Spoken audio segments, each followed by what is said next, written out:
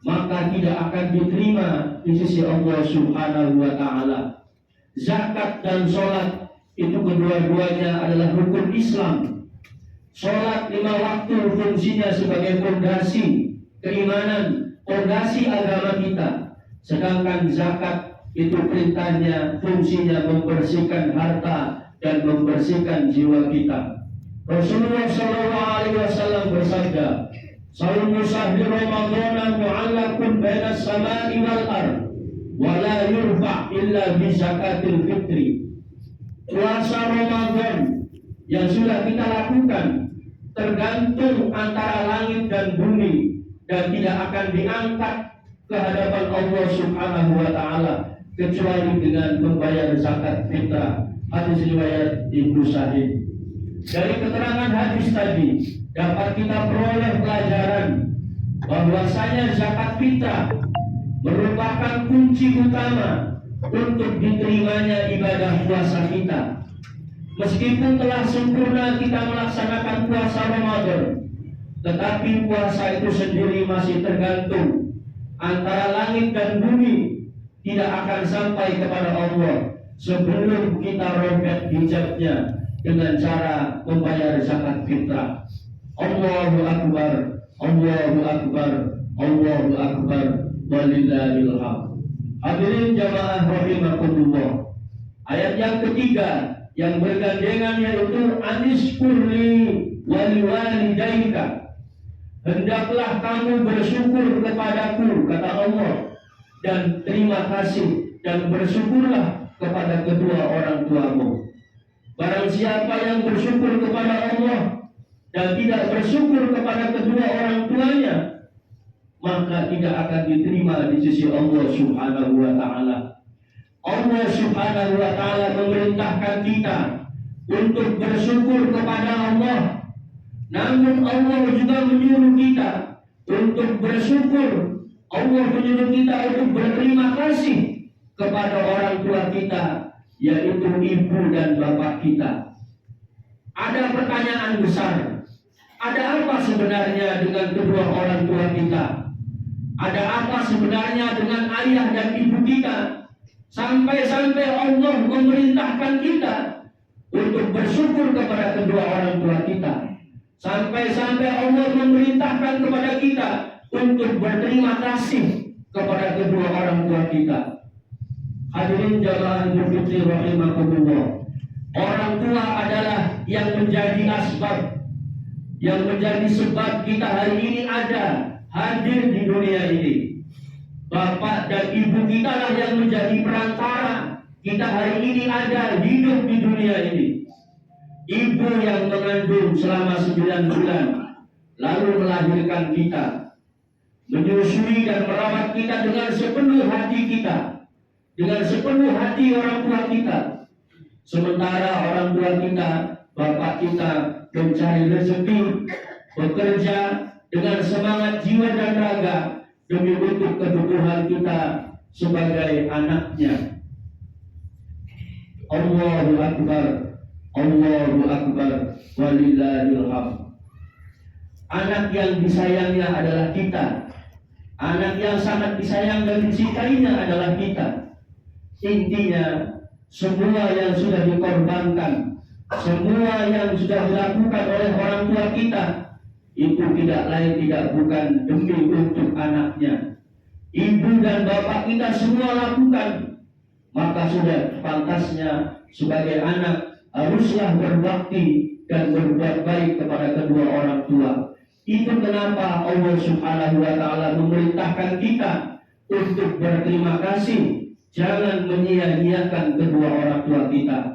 Karena dalam ajaran Islam, berbakti kepada kedua orang tua itu hukumnya wajib.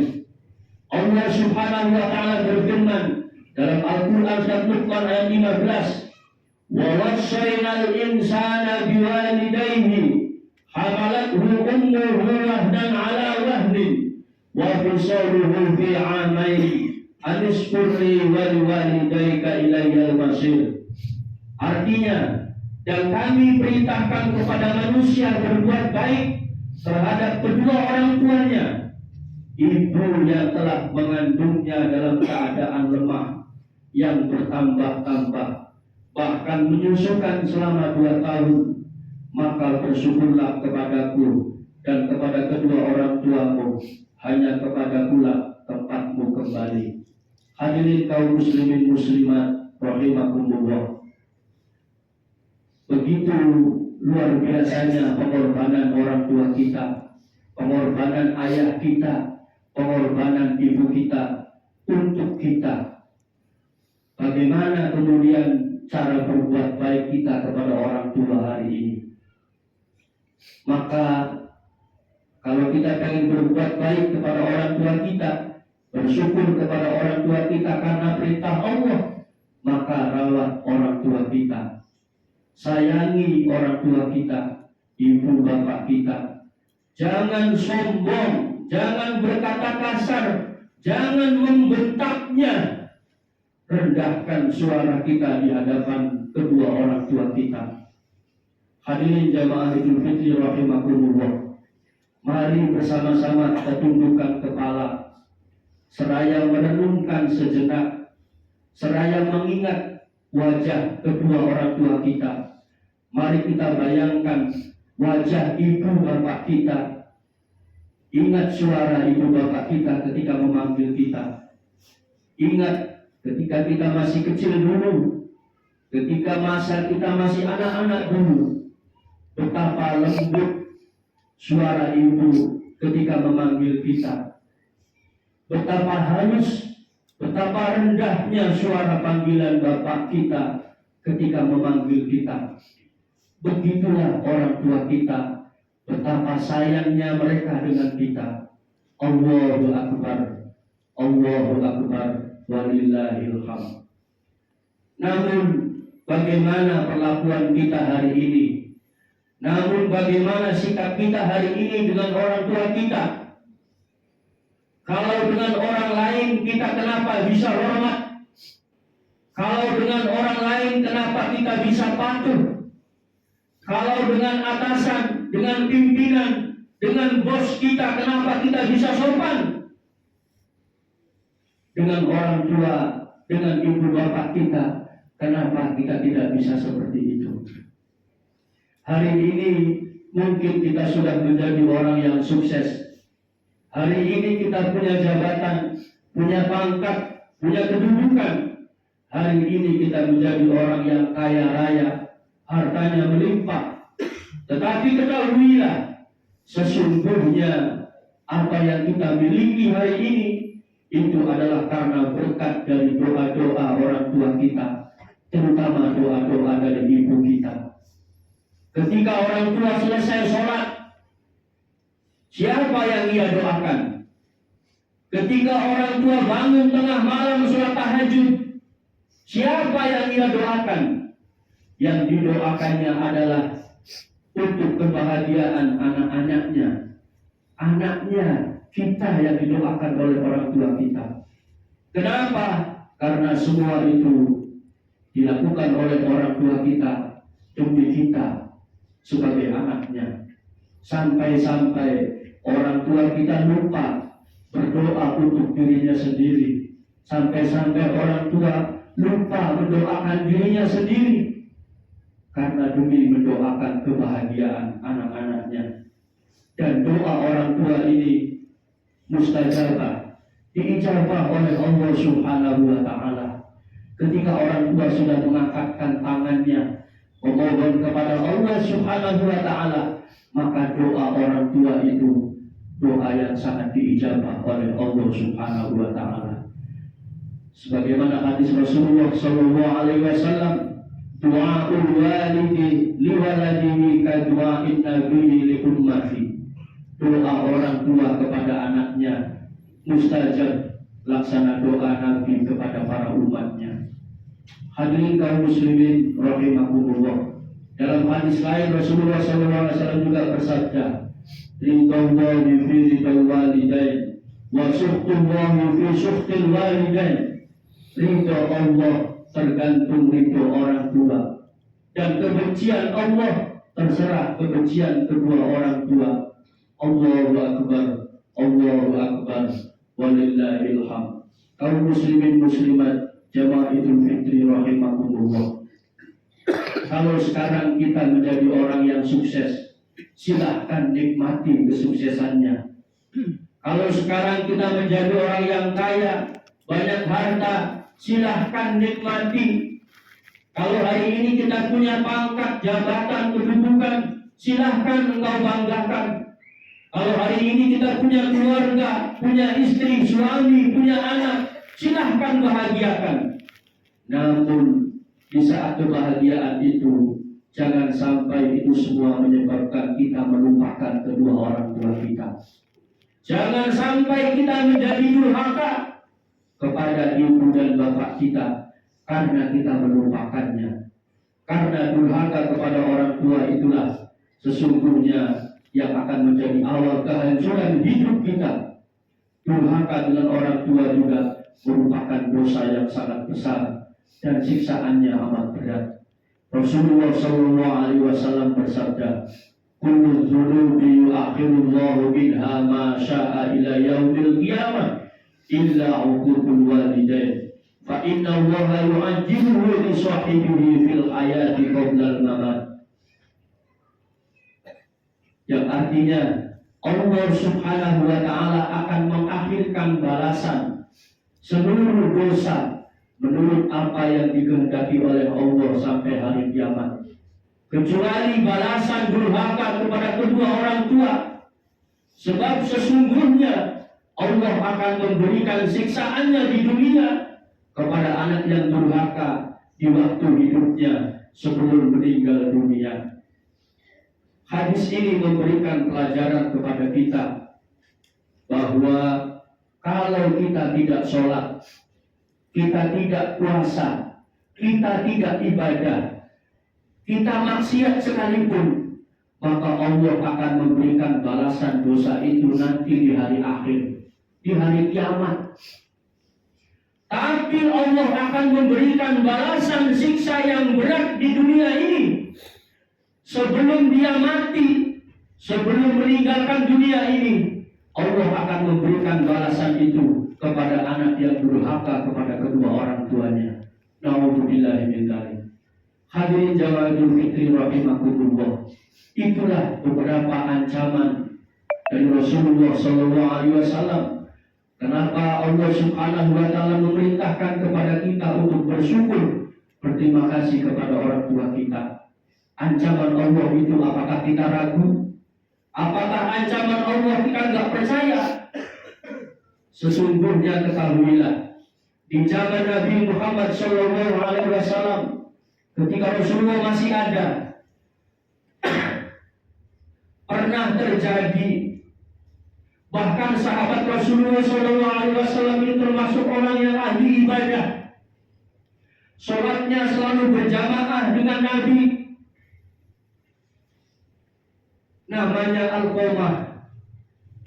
Dia seorang laki-laki yang ahli ibadahnya luar biasa. Bersebelahan, sholatnya selalu berjamaah dengan Nabi.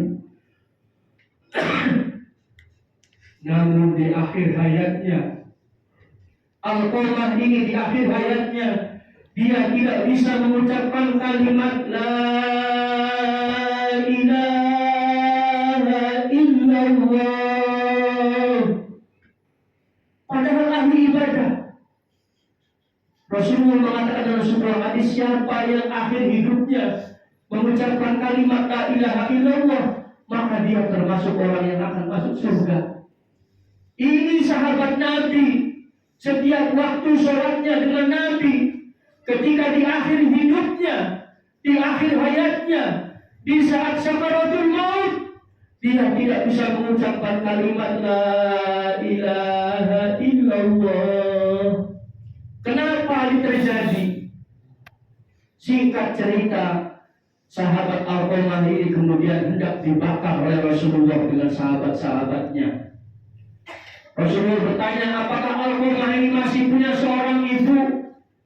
Dicarilah, kemudian ternyata Alqamah ini masih punya orang tua yang tinggal sendirian. Ketika disamper, didatangi Rasulullah, wahai ibu, apakah engkau punya anak namanya Alqamah? Ibu ini menjawab dengan tegas, tidak. Ketahuilah wahai ibu, kalau engkau memang ibu dari Alqamah, maka akuilah, maka maafkanlah, karena sesungguhnya Alqamah tidak bisa dicabut ruhnya oleh malaikat, dan itu menyiksa bagi Alqamah, dan akan aku bakar. Maka kemudian berpikirlah ibunya, walau bagaimanapun, sebesar apapun dosanya, kesalahannya seorang anak, pasti orang tua tidak akan tega. Maka kemudian ketika hendak dibakar, ibunya Alqamah yang sudah tua sendirian tinggal di rumah, kemudian menghampiri mendatangi tanah lapang. Kemudian, ya Rasulullah, tunggu kami. Alqamah, iya anak saya, dan saya maafkan. Ketika ibunya mengucapkan kalimat saya maafkan, maka kemudian Alqamah langsung dicabut dengan mudah ruhnya oleh malaikat.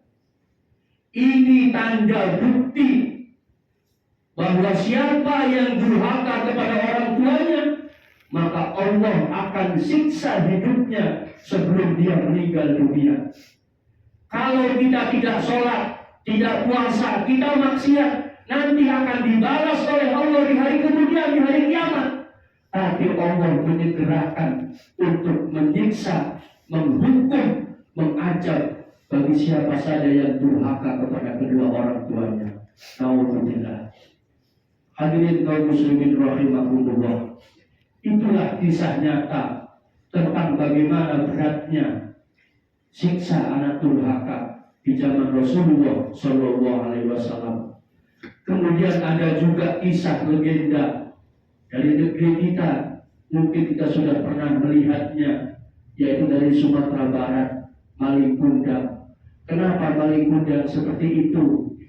Itu tidak lain, tidak bukan karena Malikunda itu adalah durhaka kepada kedua orang tuanya.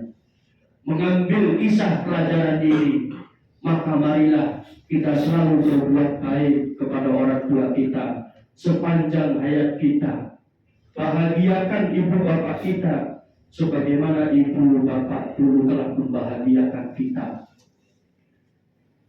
Rawat mereka, rawat kedua orang tua kita sebagaimana ibu dan bapak kita dulu telah merawat kita.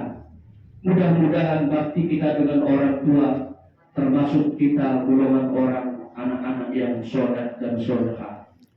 Kalau kita selalu berbuat baik kepada orang tua, merawat orang tua, maka mudah-mudahan anak-anak kita kelak juga akan berbuat baik, akan berbakti pula kepada kita. Tapi kalau kita durhaka dengan mereka, apakah kita tidak khawatir nanti putra-putri kita juga akan durhaka kepada kita sebagai karma dari kita? Bagi yang orang tuanya masih ada, momentum Idul Fitri ini, marilah kita hadir, berkunjung, datang kepada orang tua, mintalah maaf kepada mereka, mintalah ridho kepada mereka, karena sesungguhnya banyak dosa dan kesalahan kita kepada kedua orang tua kita. Allahu Akbar, Allahu Akbar, Allahu Akbar, walillahil hamd. Jamaah Idul Fitri yang dirahmati Allah, selagi nafas ini masih ada, selagi matahari di hari ini masih menyinari bumi ini, Idul Fitri ini adalah saat yang tepat untuk kita pulang ke rumah. Bukan sekedar pulang ke kampung halaman, tapi pulanglah ke pelukan kasih sayang, pulanglah ke pelukan orang tua kita, sebagaimana kita dulu dipeluknya dengan erat-erat oleh orang tua kita, tanda orang tua kita sayang kepada kita. Datanglah pada mereka, cium tangannya, peluk tubuhnya, dan mintalah maaf dengan setulus hati.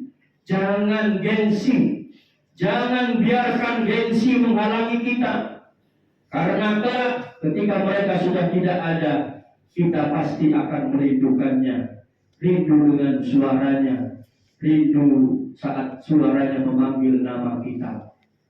Lihatlah orang tua kita, jika mereka masih ada, pandanglah wajahnya. Ingat garis-garis keriput itu adalah saksi betapa kerasnya mereka berjuang untuk kita. Tangannya yang kini sudah mulai gemetar, itu adalah tangan yang dulu pernah menggendong kita, tangan orang tua kita, tangan bapak ibu kita. Ya Allah, sayangi mereka sebagaimana mereka menyayangiku di waktu kecil. Allahu Akbar, Allahu Akbar, walillahil hamd. Bagi kita yang sudah tidak ada orang tua, karena sudah dipanggil oleh Allah Subhanahu wa Ta'ala, apakah kita masih bisa berbuat baik?